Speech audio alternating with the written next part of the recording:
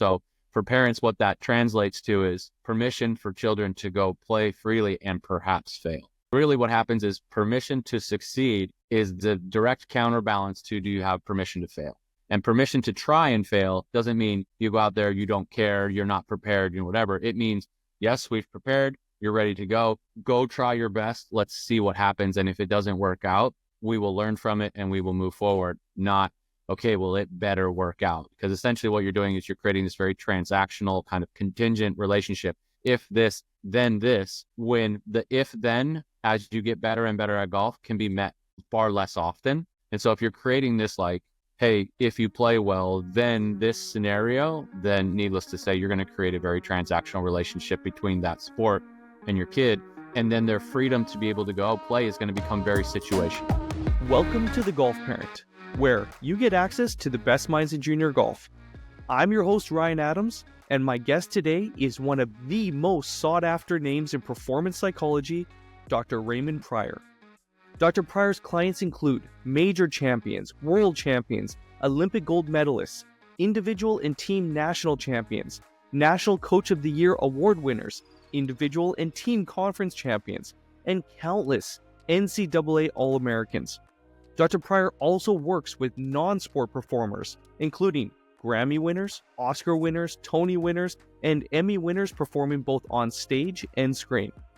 How I got introduced to Dr. Prior, though, is his incredible book, Golf Beneath the Surface, one of the best golf books I've ever read.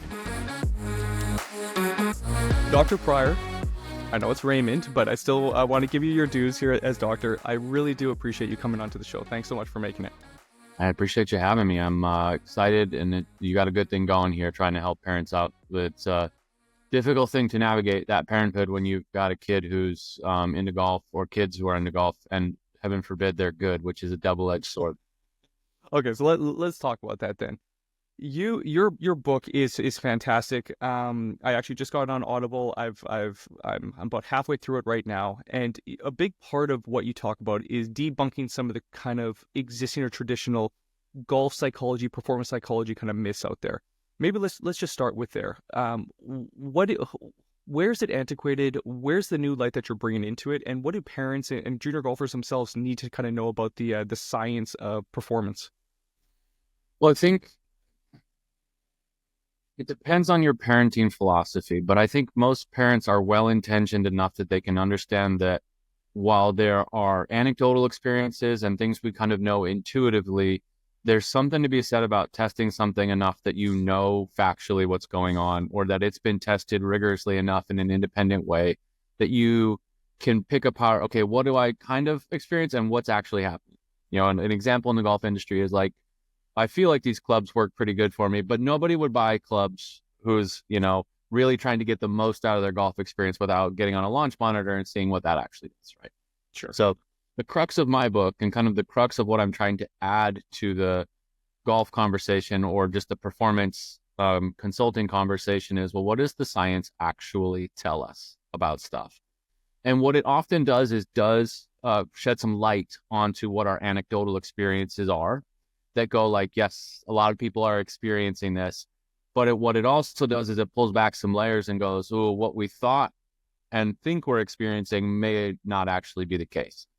And because of that, oftentimes there are some things where we think something is really true, and when you peel back the layers and there's some really rigorous research behind it, you find out that's not actually the case. So in the book, there are a couple of myths that I'll dispel, and by me dispelling them, I mean using what the research tells us is actually happening behind the scenes. And it'd be important for parents to know these, because a lot of these things are traps that we fall into, not because we're ill-intentioned or stupid, but because we just don't know. And we kind of listen to kind of what the common verbiage or the most frequent messages are around the sport. And quite frankly, what you hear on a broadcast on the weekend, or what you hear from, kind of most people in the golf industry, is often not nearly as informed as it is delivered it to sound like. Sure. And so as a parent, if you kind of have a look under the layers a little bit, what it does is it informs you with a little bit more factual truth as to how then you might be able to develop a young child, or how you might help try to shape their experience where they might not fall into some of those traps, which we can easily do if we are following just kind of what's on the surface, we might say. And not fully conscious. Okay, so let's delve into some of them. So what are you seeing? I guess we'll focus on golf. So what are some of the common misconceptions on the way to think? What are some of the counterproductive ways that golfers are thinking? And if you were to kind of get a blank slate, let's just say a young golfer, maybe between 5 to 10 or even 10 to 15, what do you think would be important to instill in the way that they think about themselves and think about the game? Yeah, again, there are a couple of different ways you can go with this, but if I was going to paint a little bit with a broad brush, I would say helping develop what we would call a growth mindset in people, because oftentimes we fall into this trap. Again, on the surface, it sounds great. You're really talented. You're special. Like a child showing a propensity for something easy and early in life is a gift and a curse. On one hand, you are going to find out, oh, I could maybe be good at this. And perhaps your genetic code is a really good fit for that in terms of taking you up the learning curve. But what the trap we often fall into is we assume easy and early success is just going to propel people up the learning curve when it doesn't alone. At some point, you will get to a point in the learning curve where you will have to apply effort through frustration and in meaningful ways through barriers that just natural, quote unquote, natural ability will not take you through. Okay. So a growth mindset is this core belief that ability, whatever it might be, not that everyone is born with the same amount, but ability in general, or very specifically, is developed with effort over time. It's a mindset that is reinforced by highlighting people's effort, focus, decisions, and choices that they make, versus telling a kid, oh, you're just really good, you're really special, you're really talented, you're the gift and the curse of telling someone you have potential. What it does is it reinforces just this innate ability, which again, is going to run out. We know that innate ability shows its most prominent differences in people at the low end of the learning curve, not at the high end of the learning curve. So you're essentially reinforcing somebody for a character trait or an innate trait that is going to run out on them sooner rather than later, versus instilling a mindset that goes, you have the tools and you learn to value effort in a way that it propels you up the learning curve in an ongoing way. That makes a lot of sense. And I'm just going to get you to go back. So if I understand this correctly, when you're praising almost something that's out of the control of the child or of anybody, then they'll take that on. And I remember I heard this great interview where I think it was Nick Krios, the Greek tennis player, and he was asking another coach, how would you coach me, somebody that's not coachable, a talented player? And he's like, well, the first thing is that because you associate yourself with being talented, that's part of your identity, which means that you'll never be a champion, because for you to do what it takes to be a champion, you got to step outside the comfort zone, which threatens that self-identity that you're just talented and things come naturally to you. Because if you do put in the hard work and it doesn't work out, well, then who are you? And that really seemed like that was just true. It's the formula for identity crisis. So you can think about it this way. What we give feedback to, or what we either praise or how we give critical feedback to children, is what their identity is going to pair to. Okay. So again, it's not a bad thing that it pairs to being talented. The problem is I can't do anything about that. And now I feel like I have to defend my identity. Essentially, trying to defend your identity is the formula for anxiety and burnout long term, right? So it makes sense. In a fixed mindset, when you're telling someone how special they are, how talented they are, that they are a champion, or you're the best, what is on the surface, it's very positive, but what it's doing is it's pairing their identity to what we would call these like adjective-based character traits that now become things that they feel the need to protect when they go perform. Because if, again, as you said, if I don't, well, then who the heck am I, right? Conversely, in a growth mindset, when we praise people for their effort, for their decisions, or we give feedback about critical feedback, you might go, hey, you made a poor choice there.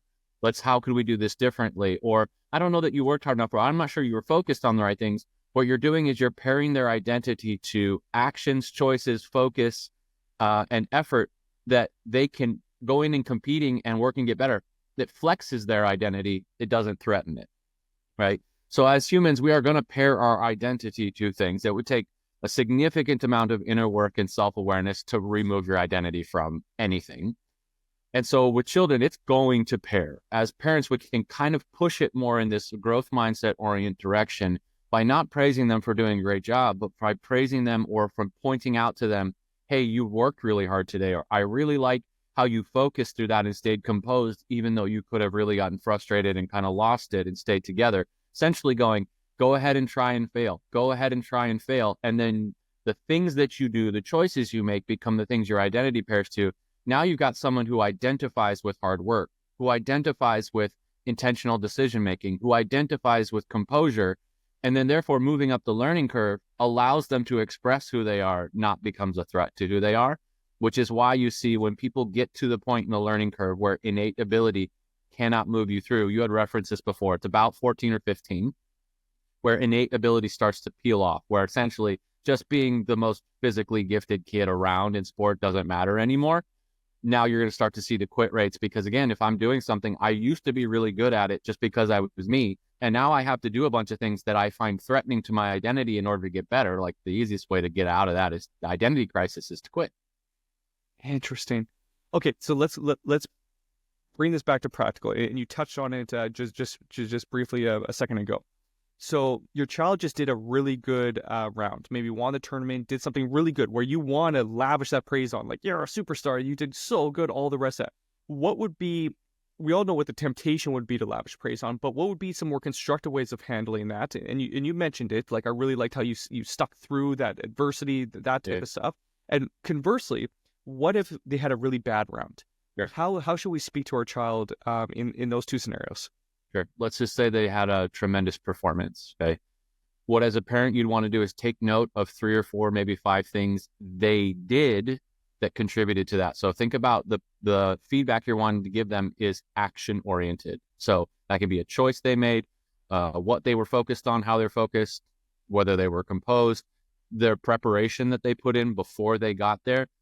Quite frankly, if I'm giving some very direct information to parents, when you can praise your child for playing freely, meaning you could have played a scared shot, but you played it anyway, whether the outcome is good or not, but you're just praising that when you go play a golf shot, you do it freely, whether you're feeling nervous or you're maybe a little bit worried about it. It's really challenging. It's a super straightforward shot, whatever it is.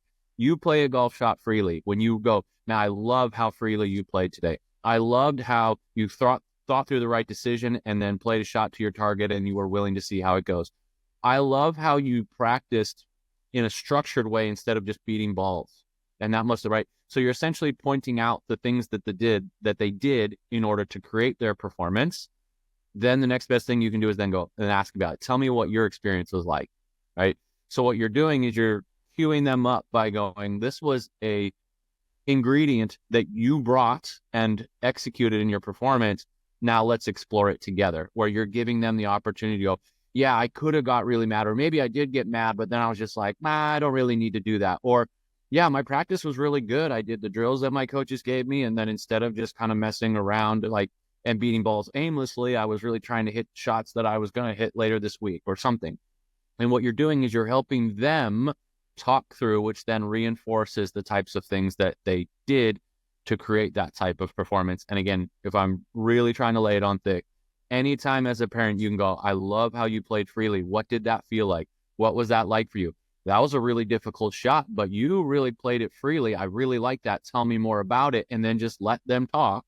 The more you can do that, the more you are pairing their performance and their identity to, these are the things I do to be able to perform and navigate the ups and downs of golf. Okay. Conversely, let's say your kid has a nightmare, which they're going to have at times. So it's golf. Yeah, it's golf. So the worst, and elephant in the room, the worst thing you can do is crush your kid for a poor performance, right? Especially just related to the outcome. Like, that was a terrible round of golf. The old, well, what happened there, or what's wrong with you, is like the worst possible thing you can do. Because essentially what you're saying is, if you perform poorly, I'm going to come at you with what they see as essentially punishment. Okay.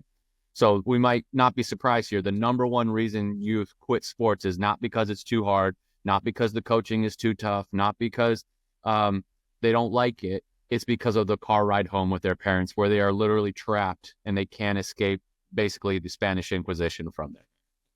Totally.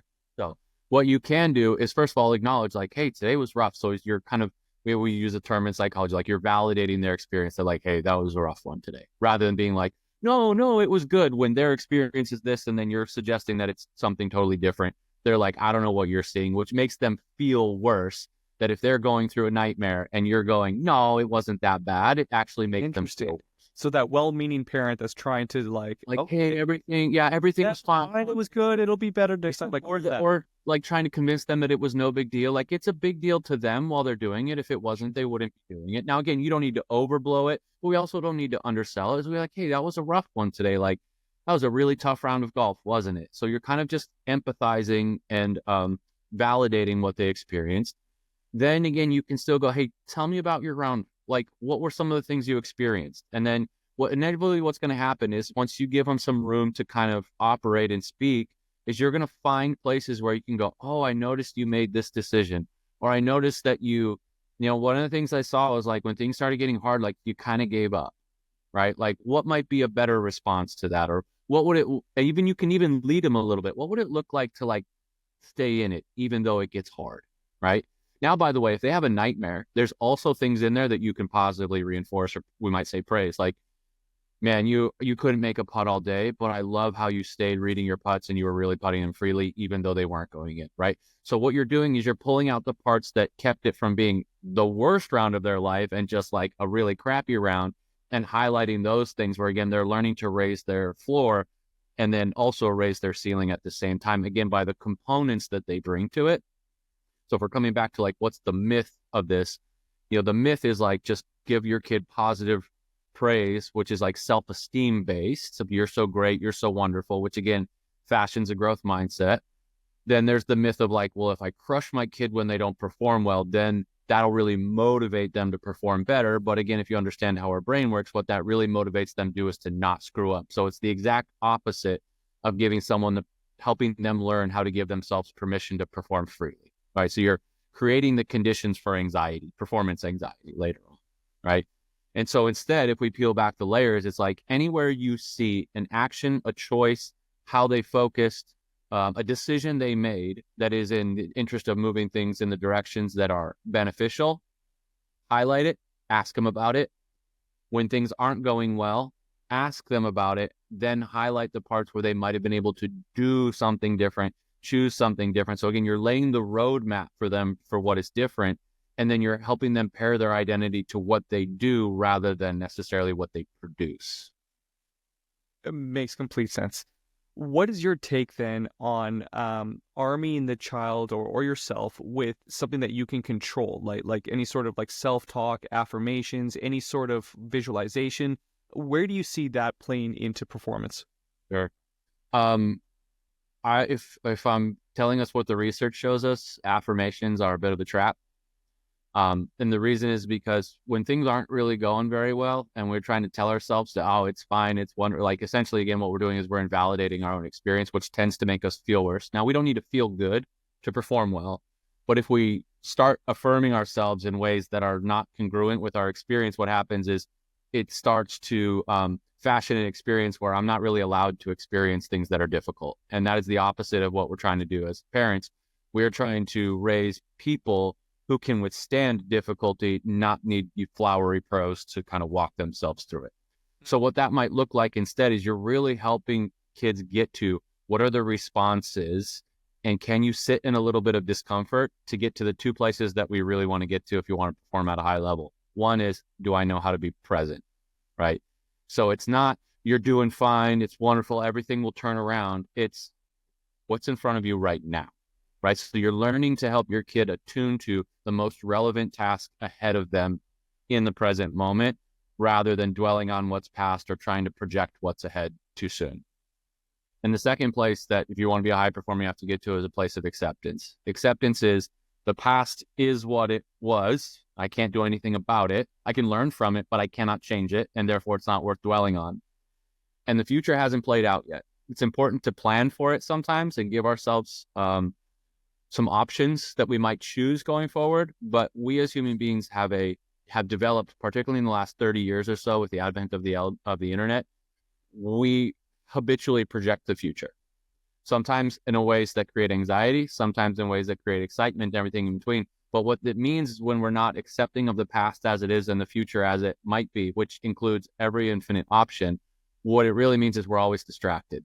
I'm either thinking about something that has happened, or I'm thinking about something that might happen or might not happen, in which case then now my access to being present is very minimal. And so the two most stable sources of confidence, again, so here's another myth: confidence comes from certainty, trust, like just feeling that things are going to go your way or that you're just great. Stable confidence does not, because those options are not available to us all the time.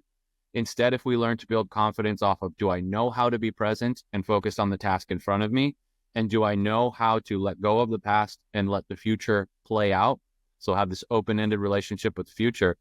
Groundedness and acceptance are the most stable sources of confidence, because you don't need to feel a certain way, think a certain way, have had certain things play out in a certain way, or feel like the future is going to play out in a certain way for you. So for parents, if you're trying to help your kid build stable confidence and manage the ups and downs of performance, those are the two most solid rocks on that foundation. Which all of us obviously are. So amazing. So now let's go into a practical example. I know you're a big guy into breath work and understanding like how the breath, affects our state. How would you suggest then, as a tool to use breath to kind of help with the anxiety while you're on the course? Is there anything like as you're going through those ups and downs that you could do as a golfer to kind of get yourself back into the present mode? I remember reading, I think it was not Bill Belichick, but Bill Parcells, that he would put a little rock in his shoe when he was coaching games because he would get too projected into the future.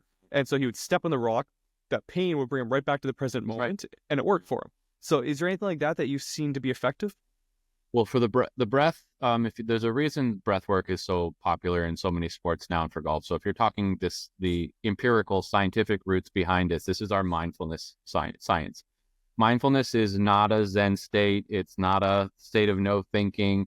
It's not even a state of relaxation technically. What mindfulness is, it's another way of saying awareness, but it's a very specific type of awareness. It's awareness built on intention, which means I'm paying attention on purpose. Two, acceptance to things as they are, not what I wish they would be. So not judging them. What it means is I might find some stuff that I don't necessarily like, right? And groundedness, which means right now, okay? So a mindful breath is not using your breath to relax. It's not using it to be more comfortable. It's not using it to be more certain. It's not using it to calm down.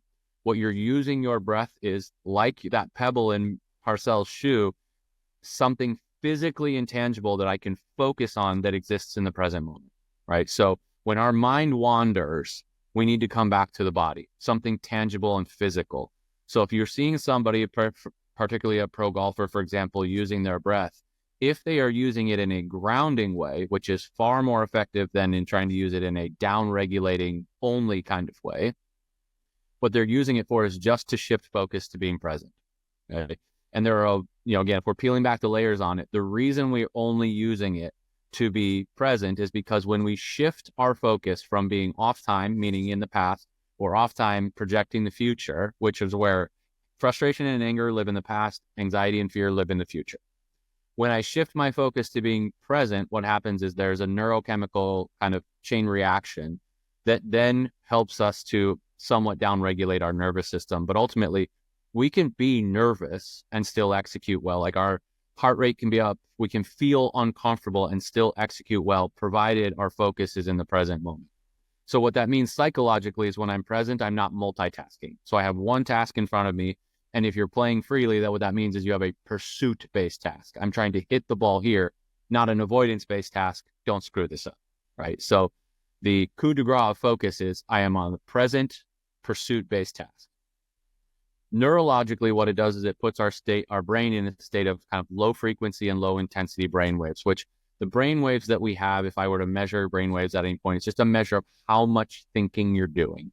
More intense and more emotional thoughts and a lot of thinking have higher frequency and higher intensity brain waves, right? So if you're doing a relatively simple task, not that hitting a golf ball is simple, but the task, ball is here, try to get it to there, pretty simple, doesn't require a ton of thinking, particularly when you're actually playing. And so what happens is if I'm present and I'm not multitasking with anything in the past and the future, all of my focus is just on that task. So we see these low frequency and low intensity brain waves, which essentially means you have the most runway in front of you with your focus to just be doing the thing that you're doing. It would be the same brainwaves we would see if you were a gardener and the only thing you were doing was tending to your garden and you weren't feeling the need to do anything else, right? Not so surprisingly, we as humans are multitasking. We live a very distracted life. So if we can help people get closer to this state more often, it's highly valuable for their, not just performance, but their overall mental health. Then the other part of this, so we'll kind of go back to our growth mindset, is when I learn to be present, even when I'm uncomfortable, even when I'm uncertain, and I can then follow a pursuit-based task, what happens is being present starts to become a high dopaminergic experience. Dopamine is a neuromodulator that makes effort feel good. But we have to actually be doing that thing and focused on that thing for our dopaminergic system to pair to it. What that means is your dopaminergic system is like a Bluetooth. And the more I pair it to what's right in front of me, when it's right in front of me, the more it rewards me with feeling good when I'm in pursuit of the things that I want. So that's what makes working out feel better. That's what makes studying feel better. It's what makes playing golf feel better, provided that I only need to do this thing in front of me, and then I will move to the next thing and move to the next thing. So if I can learn to be present, especially when I am uncomfortable and perhaps uncertain, we might say under pressure, then what happens is being under pressure actually feels pretty good instead of something I feel like I need to escape. And if it's something that I want to actually engage in and get deeper into, not out of it, I learn to enjoy it more, I learn from it better, so on and so forth.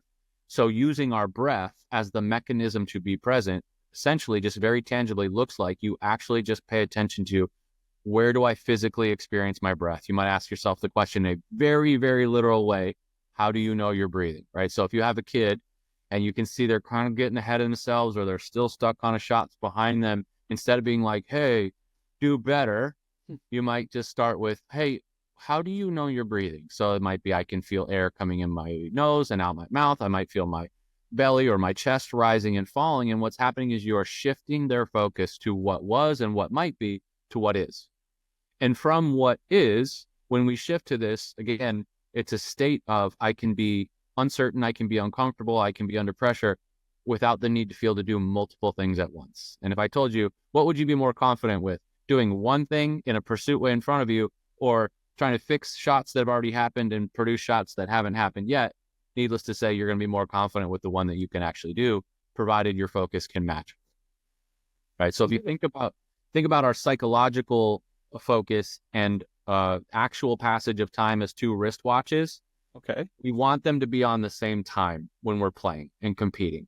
Right. So what that means is if it's noon in real time, I want my focus to also be on noon. The farther apart they get, the more distracted we are, the more anxious and more frustrated and more angry we start to feel, and ultimately the less enjoyable, challenging experiences become. So is it fair to say then that on the tour or the absolute elite level performers, they just do this way better than everybody else? Because I mean, at a certain level, the talent and the physical aspect is pretty on parity, but it's the mental side of it that they just have dialed in. They're able to accept what was, they're able to focus on what they want to happen, stay present. Like, is this the main? I wouldn't say that. Yeah, I wouldn't say that all of the players on the LPGA and PGA tours are experts at doing this. In fact, many of them really struggle to do that because, again, here's that easy early. Most of them were all rock stars when they were kids. Okay. And that's a fixed term right there. So I just caught myself in a rock star. They were all really skilled really early.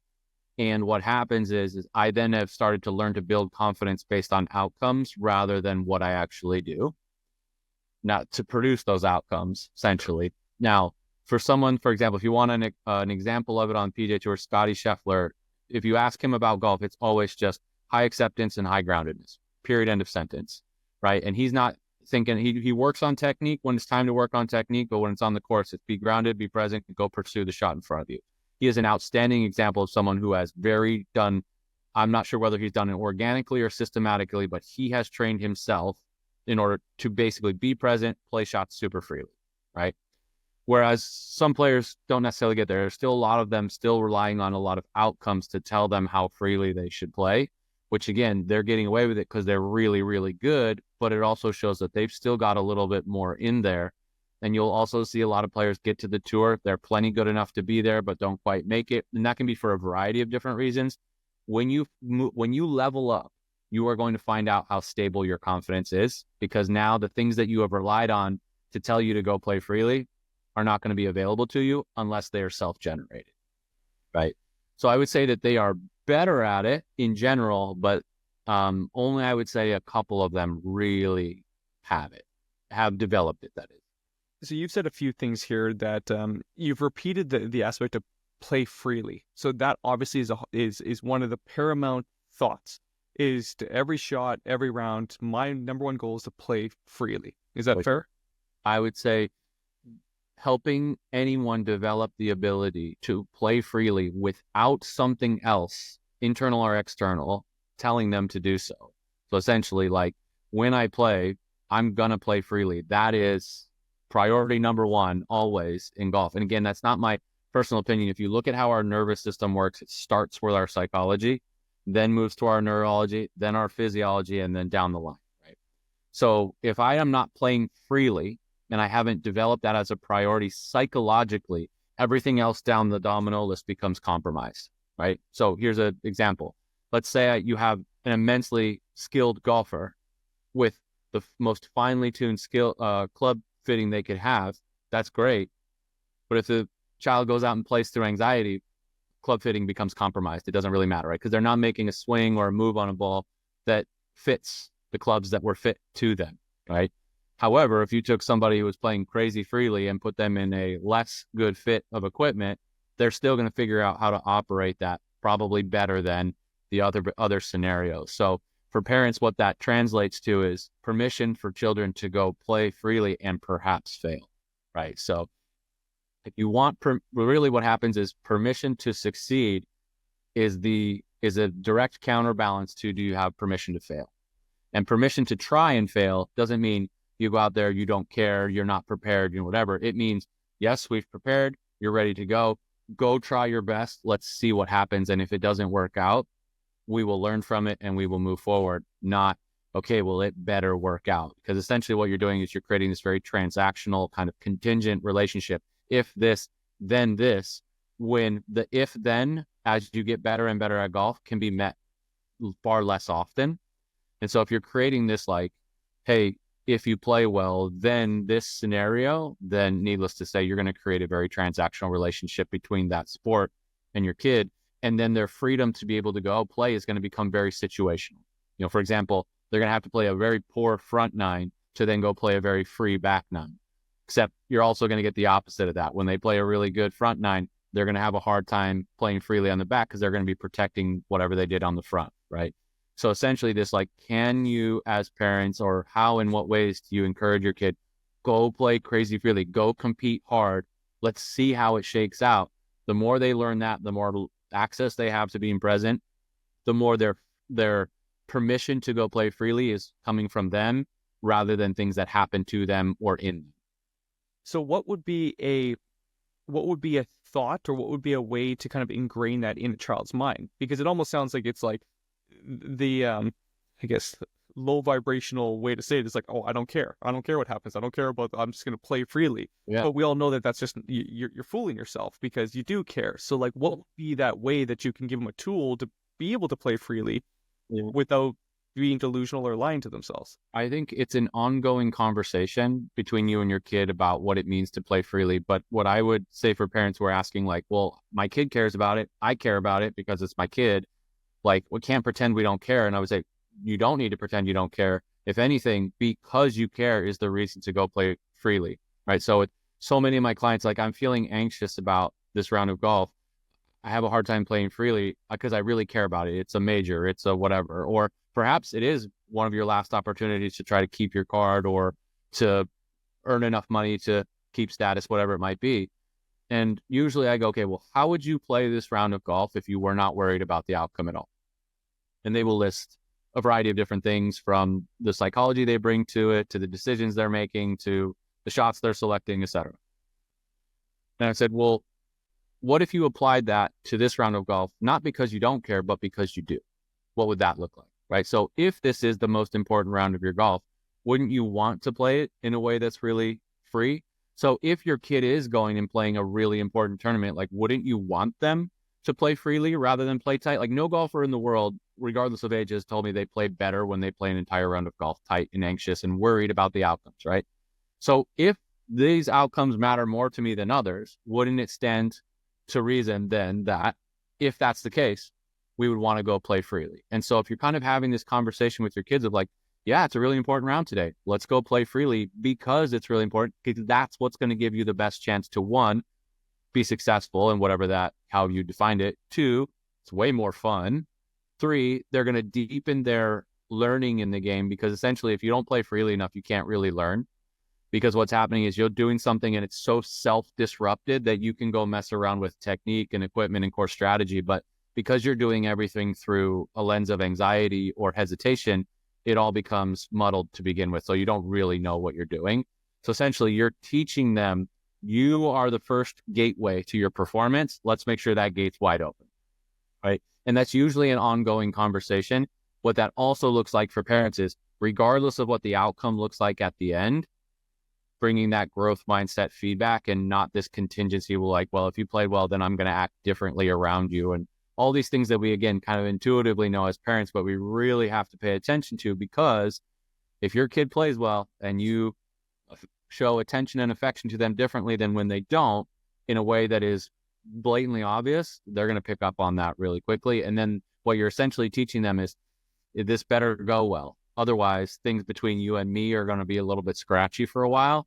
And ultimately what that does is it's really communicating to them, you don't have permission to go try and perhaps fail and give your best effort and maybe that not be enough, which if you're just, again, talking what's the formula for anxiety and what's the formula for burnout, that's your formula.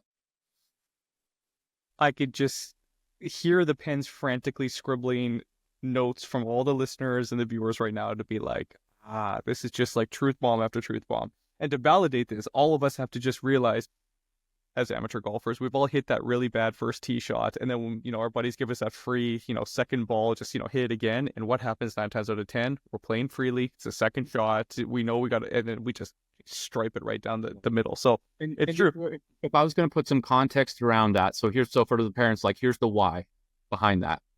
Well, for one, if I am worried about a future outcome, meaning if this doesn't go well, I'm not sure how mom and dad are going to react to it.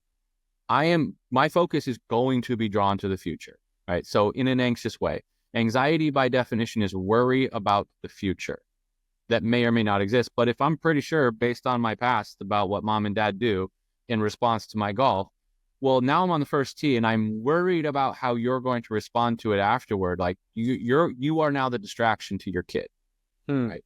On a neurological level, what it does is it's making the thing that they're doing less enjoyable. So being nervous is a mixture of adrenaline and dopamine. Yeah, again, dopamine makes effort feel good, even though we are jacked up a little bit. Right? So the chemical formula for nerves is adrenaline, which makes us upregulated, but also dopamine, which is that excitement behind it. Anxiety is a different story. It's only adrenaline. There's no dopamine involved. Adrenaline by itself does not feel good. So nobody is actually really an adrenaline junkie. They're an adrenaline and dopamine junkie, right? And so now not only are you making them distracted in a fear-based way, but you're also undermining the experience for them. So when they hit a poor tee shot, it's not really a surprise because they're thinking about something and worried about something that doesn't exist, and the experience feels way, way worse for them. On the other hand, if as parents we go, hey, go rip it, have a great time, and just be present in your performance, go play freely, whatever happens, but just go play as best you can. And again, that's an ongoing conversation, but the language behind it is go try your best. Whatever happens, we'll be here at the end in whatever way that looks like, literally or figuratively. Then what happens is the kid doesn't need to worry about the future.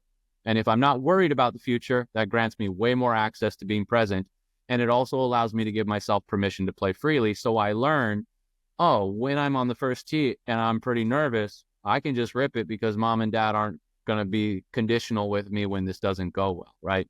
And then there's oftentimes the snowball effect with the anxiety where the first one doesn't go well, and then it's like going sideways and sideways and sideways. And again, if your kid's playing competitive golf, you don't get a breakfast ball. So they've got to learn to deal with the first one. They don't get the option of you have a second try. So essentially what you're telling them as parents is you get one try per shot and it counts. I want you to do it freely, and I'm going to be there on the other side in a consistent way, no matter what. Raymond, you caught yourself a few minutes ago with a fixed term of rock star. Yes. And I find that interesting because I remember years ago, there was a cornerback in the NFL called Champ Bailey, pretty famous. And I remember thinking, I'm like, what a genius his dad or his mom was to call him Champ. Because all day when he's 4 years old, it's like, come on, Champ, you can do it. Let's go for breakfast, Champ. Champ, Champ, Champ, Champ, Champ. And he turns out to be a champion level football player. And I was like, that's a really smart thing. Am I wrong in thinking that by putting a fixed term like Champ, is that actually doing a disservice to the kid? It really depends on if that champ is short for champion, Yes. then you reinforce a fixed mindset with somebody, it's a slippery slope. Sure. If champ is just champ, and what I'm instilling in you are values, responses, action-oriented things that are behind resiliency, focus, the things that we would say are high performance, and by the way, also enjoying your craft and finding and exploring what you are passionate about, then it's probably just a name. But you might need to have a conversation with your kid a couple of times about like, hey, this is your name. This is not the expectation, right? Okay, so let's go practical here. Because you are named it doesn't mean that you are born to be it simply because. Okay, so I'm understanding that it wasn't genius, that you're potentially making it more complicated for the kid. So I have a tendency to want to call my son a rock star or to call him a champ or to say these things because I feel like I'm doing him a favor. Now I'm understanding that may not, because those are fixed terms that I'm prescribing to him, which means similar to what we talked about before. If for whatever reason something threatens that, it's going to be piling on. What are some constructive other nicknames or ways we can kind of affectionately talk to our kid that is more reinforcing the growth mindset that we want to instill? Yeah, if you can find terms that are a little bit more action oriented, they're, and it's difficult to say because we usually name things after what the outcome would be, not necessarily the process therein. It's been my understanding of the research. Again, it's been a bit, I might have to chin check this one a little bit, but there's a bit of research that basically shows that parents who actually use their children's name that they gave them more often, it's not that you wouldn't have some nicknames or whatever, but use their name more often, particularly when they are giving them really important feedback. So if it's kind of a casual thing, you're just kind of hanging around the house, it's, hey, bud. But when it's, we're talking about sports, we're talking about school, we're talking about real life decisions and instances, it's, hey, and then fill in the name there. Oftentimes that resonates in a different way where they start to understand when you're talking to me by name, it is about the growth mindset you're trying to develop, whether they are aware of this or not. When you're talking to me by whatever nickname, it's the nickname that I have. It's a term of affection, not a term of identity, right? Now, they might identify with it, meaning that when you say it, they know it's about them. But there's a difference between my name is Champ and I identify that when you say that, you mean me, and what that name actually means underneath, which is either, I'm expected to be great simply because I was named this, or when my parent talks to me about my performance, it's really about me as the main action focal point behind it. Makes sense. And just as a bit of an anecdote here, to all the young parents out there, I'm going to give a challenge to you because this is something that I've done. After reading kind of Peak and Anders Ericsson's 10,000 hours to become an expert, I realized that I don't want to say the word careful to my toddler. And then I started paying attention to how grandma and great grandma and everybody's like, careful, careful, careful. Yeah. And I went out of my way to never say the word careful, to be like, watch your footing, be mindful. It is so hard to not say the word careful to a young child. But I realized, I'm like, this child's going to hear it 10,000 times by the time he's 10. And that's going to be a part of his identity, is that, oh, I got to be careful. I got to be careful. I don't know if I'm completely off. No, you're not. So whether or not I'm onto something. If you think about what we as, especially as children, we're essentially blank slates, right? So our psychological framework is not innate. It develops. It's learned over time, right? So you can think about the messages that you give to children over time, and particularly in their most emotional moments. Those are seeds, and they are going to grow. And the more careful you are about what seeds you plant early, the less gardening you need to do later on, right? Or re-gardening, you might say. So if being very deliberate with the words that we use, like you said, I'm not using word, because the word careful essentially is communicating to them, do this, but don't And what Yeah, can they do about it? don't Like, like it's not it. like, just be It's careful. What does that mean? yeah. The underlying message is don't get hurt, Mm. right? Which, by the way, there are places for that word, but most places for us are not, because we actually want our children to perhaps risk a little bit, not a lot, but a little bit of discomfort and maybe even a little bit of pain and heartbreak so that they can learn and grow and get better, right? If everything you did as an adult or as a child was careful, by the time you got to your end of your life, you would experience nothing but regret, because you would say, I wish I would have done this. I wish I would have taken a risk here. I didn't do. You essentially live a life of inaction, where anytime there was something that required some risk and some vulnerability, you would step back from it instead of through it. So again, as our kids age, we have to talk to them about, like, okay, this word means this. For example, in this situation, if you're crossing the street, you would want to be careful. If you're playing golf, you would want to be thoughtful or mindful or aware, or another word that is about paying attention to what you're doing, but not necessarily in a hold back, don't get hurt, protect yourself kind of way, right? And children can pick up on these. You might have to have this conversation many times, but that is still certainly better than just mindlessly and blindlessly teaching them to hold back, even though, again, well-intentioned, you didn't want them to get hurt, but they're going to blanket apply that, again, so their psychology generalizes, where you have to help them pick and choose. These are the types of situations where you're careful. These are the types of situations where you're vulnerable, and that's okay. Those are the types of things that as adults, we can have those conversations with kids, even while they're young, and know they're probably not going to pick up it on the first time or the 10th time, but eventually it starts to sit in and they start to see the differences between things that are like things like stress, nerves, and anxiety, and they're not the same. And the more they understand the difference between those two, that helps them navigate each of them in a way that is a little bit more nuanced than, I just don't feel comfortable, and now I have just a blanket response to this that may or may not provide me with any utility in a certain situation that would actually be a better response. It makes sense. Okay. If I was to leave baby Chase with Uncle Raymond for the summer, for like 5 summers, be like, okay, little baby Chase, aside from kind of growth mindset and a lot of the stuff that we've talked about, what would you be instilling in the child for a high performance kind of mindset and to really set them up for success moving forward? Well, again, I'm following a lot of research, but I think it depends on what your parenting philosophy is.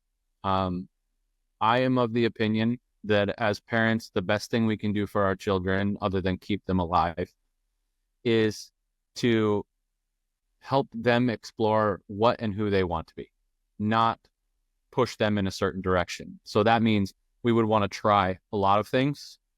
We would want to do them to at least to a natural breaking point. So we're going to try baseball, and we're going to do it for a season, or we're going to do golf camp and you're going to stick with it till the end. And then we're going to work through whether you liked it, what you did and didn't like about it, whether we want to do this different. So we're going to try a lot of different things, with the underlying thing is go do it at your best. You don't need to be good at it now. You need to explore it now. And by the way, let's struggle through some stuff. So essentially what we're saying is, let's explore who and what you want to be. Let's stick with things long enough for you to struggle in them long enough to figure out whether you really like them or whether it's just something that's not for you. And then ultimately, let's rinse and repeat for a bit. So let's figure out what we want to do. And if you run that for a while, the chances are you're going to find somebody who starts to learn to be a little bit more self-reliant, rather than parent telling them what they should be and how they should do it and what they have to do and when they have to do it. So I would only provide guardrails as much as necessary. Now, again, easy for Uncle Raymond to say when Chase is with me for the summers. As parents, you might need to pick out where those guardrails might be based on your child and their tendencies and the environment around them. But ultimately, the larger picture is helping a young person not raise it, or as parents, not raising a child, but learning to raise an adult, which means I got to help you figure out who you are, not tell you who you are. Love that. You talked about quitting, and can you maybe just highlight some of the, I guess, the science behind why it's so detrimental, why it's so unproductive to allow a child to quit when they're practicing or in a tournament? Like, what is that actually doing to the wiring of their brain, or what is that teaching them long term if they're allowed to quit? Yeah, the long and the short of it is that there's a time and a place to quit.